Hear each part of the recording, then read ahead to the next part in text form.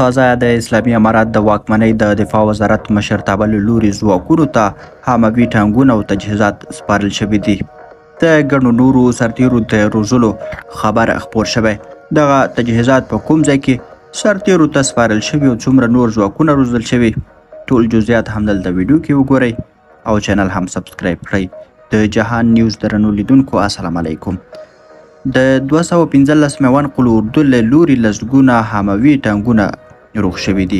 د 215 میوان قلو اردو اړوند د تخنیک او وسلې مدیریت د حمایوي کنډک په ورکشاپ کې 115 حموي ټانکونه چې 10 حموي امبولانسونه دي روغ او ګټې اخیستنې ته چمتو شوي دي.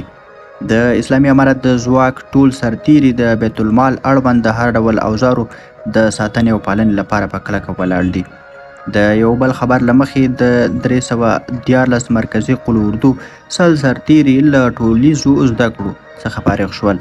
د 314 مرکزي قلو اردو د ښوونې او روزنې مدیریت له لوري د ټولیزو زده کړو له 2.5 میاشتې زده کړو څخه 100 سرتیري د یو لړ پرتمینو مراسمو په ترڅ کې فارغ شوي دي. په یادو مراسمو کې ګڼ شمېر مسؤلانو او مشرانو ګډون کړی و چې فارغو ته مبارک او هر اړخیزې ارزښتمنې ویناوې وړاندې کړي او هغوی د زده کړو پایښت مسؤلیتونو ته د پاملرنې او له ولس سره همکارۍ او ښې رویې ته راوبلل. د یادونې وړ ده چې یادو سرتیرو ته د جګړه ییزو ګډو زده کړو قومندانۍ د ښوونکو له لوري په بېلابېلو پوځي او اداري برخو کې د مسلکیتوب په موخه زده کړې ورکړل شوې. په پای کې د مسؤلانو له لوري فارغو ته بریالیکونه هم ورکړل شوي دي.